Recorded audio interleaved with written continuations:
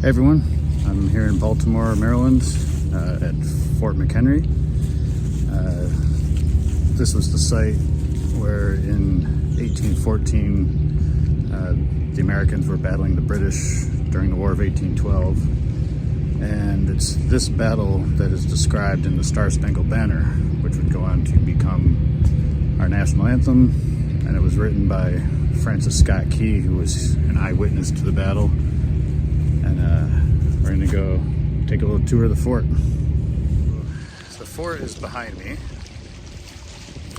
and I'm looking out at the harbor right now. So it's out there, I'm not sure exactly how far, where the British were sitting on their ships. And Francis Scott Key was out there too, because he had been captured by the British, so he was watching the battle unfold from up here on the fort.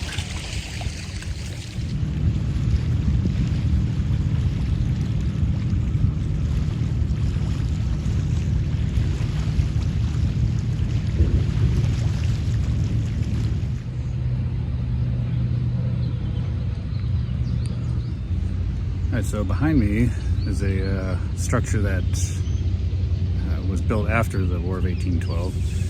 This was from the Civil War era, and it was built as a gunpowder storage. And later during World War I, it was used as a gun range. And the structure is pretty much original. They said it's changed very little since it was built. It's got thick brick walls.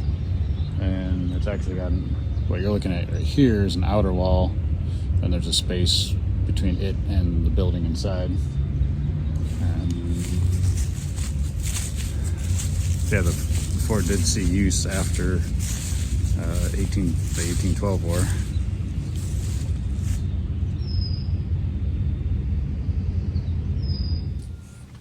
First section, make, ready?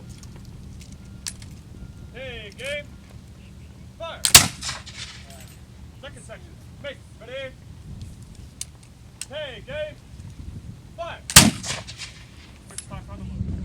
So we just got to see a demonstration of historic musket fire by some volunteers.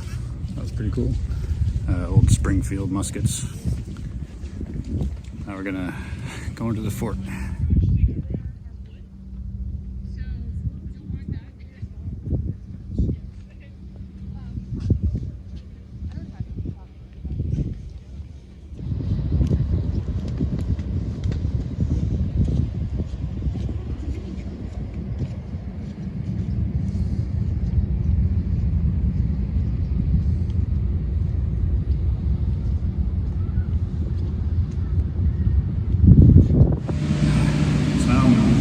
Underneath Fort McHenry, what were called bomb proofs, or bomb shelters for the soldiers, in case the fort was, under heavy bombardment. And it's just it's not a big room, and that's the entrance right there. There's air shafts along this wall. It's very echoey. Hopefully the sound comes out on this one. He said there was 2 of these, and I guess after the 1814 battle, the fort was never shelled again, so apparently these were never used for their intended purpose, but they were part of the design of the fort.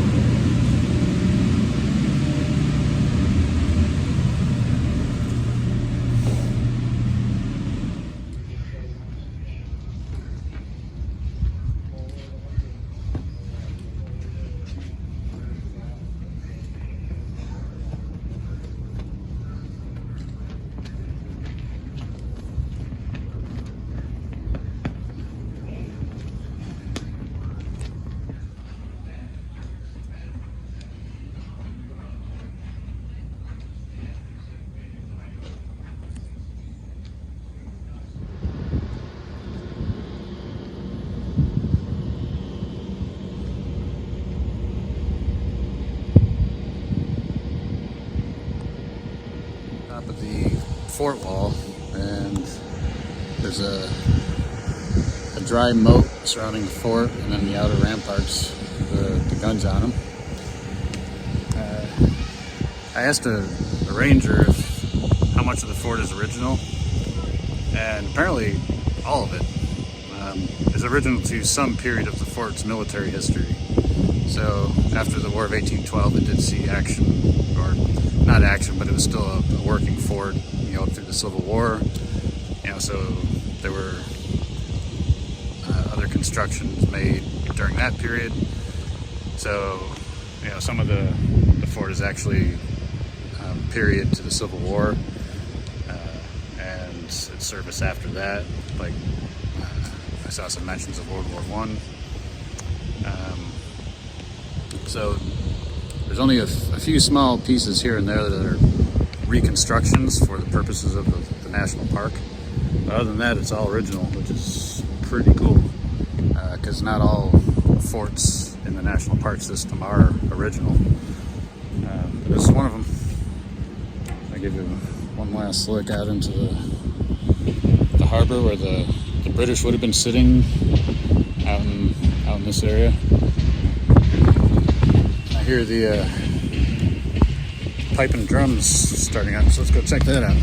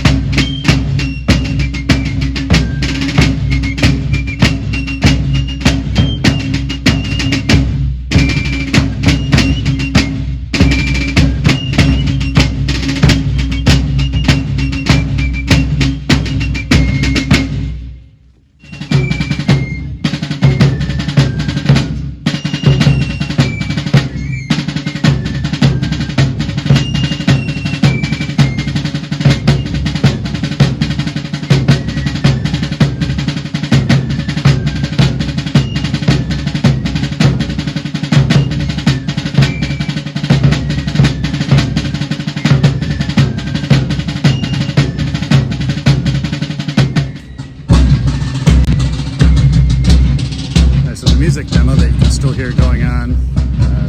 They're just going over the role of music in the fort and how they would use music for pretty much everything, like raising the flag, morning revelry, meal times, marches, you name it. They had pipe and drums to accompany it.